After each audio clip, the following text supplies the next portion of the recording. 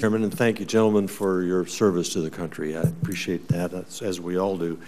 General McKinley, you just mentioned our Adjutant General Umbarger.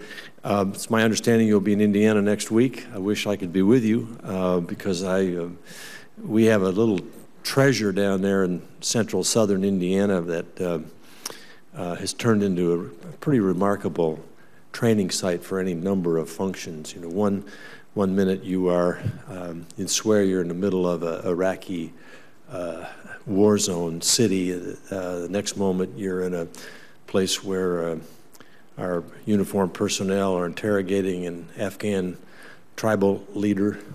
The flexibility and the capability of that facility down there at Muscatatuck is something that you can only appreciate when you see it. So I really thank you for taking the time to go down and look at that. I think it's somewhat unique.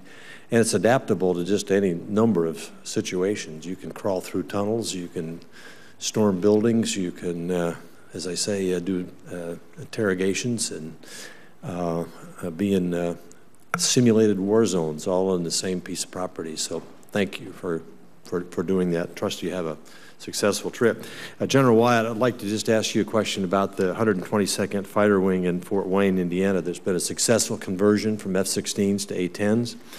I don't know what your future plans are relative to the A-10 mission, but I don't want to put you on the spot here, but I'd be happy to work with you in terms of whatever issues that you might have as we go forward to ultimately, hopefully, a transition to the F-35s. But that's been a unit up there that has been part of base relocations, and it's a facility that I think meets the needs. And again, I'd like to continue to work with you on that. I've been asking this question just about everybody that comes before the Appropriations Committee, so I'll ask it to you. Each group that comes forward expresses legitimate needs. And yet we're facing a serious deficit debt problem. And it looks as if in order to address it, we might have to have some shared sacrifice on a number of things and swallow hard on some decisions. And so I've been urging anyone on the receiving end of appropriations going forward to, in a sense, have at least some thoughts about a plan B on the shelf of if the numbers don't come in where we would like them to come in, how do we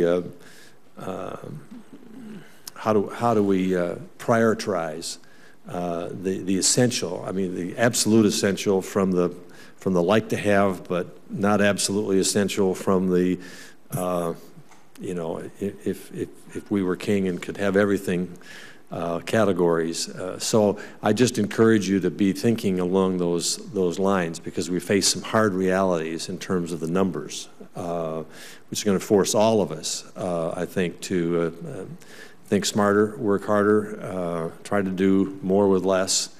And in that regard, I don't know if any of you want to comment on that. I know that you think about this all the time. I know that you've been going through these exercises, but is this something that is a priority, recognizing the reality of our budget situation?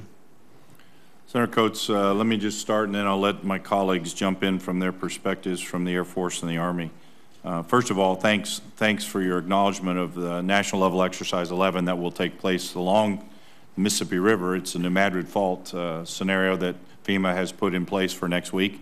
They didn't expect to be dealing with real-world operations, but we're going to continue with NLE 11, and a major part of that will be conducted in Indiana at the Camp Atterbury training site and at Muscatatuck. It's hard to learn to say that name, but we finally got it down. It took me a while also. Yes, sir. But it is a world-class training facility, one of several that the Army National Guard and the Air National Guard have around the nation.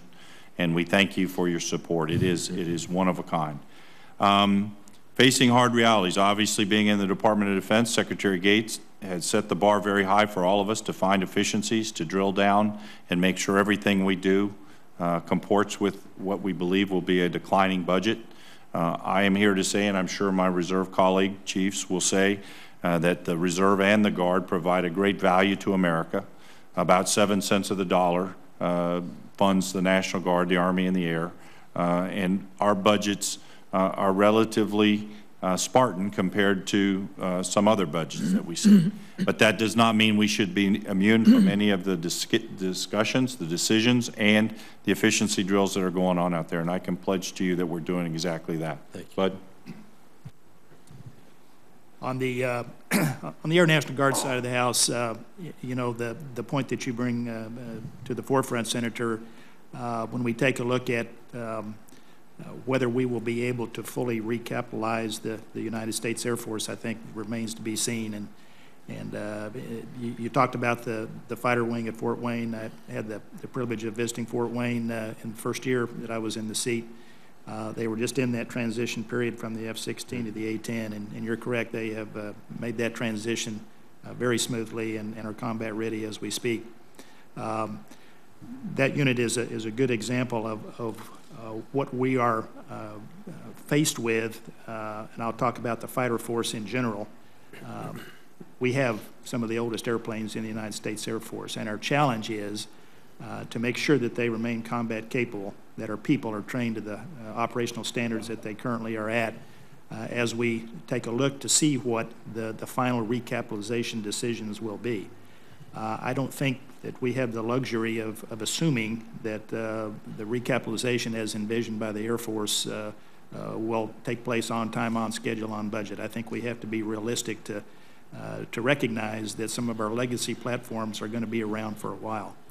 And the sooner we start, and we have started on all of our fighter aircraft and large airplanes also, to make investments in the modernization of those aircraft. For example, in the C-130 fleet, we are making investments in the AMP program, which Congress has supported, to make sure that those aircraft can continue to fly while we wait for C-130J recapitalization, if and when that might come.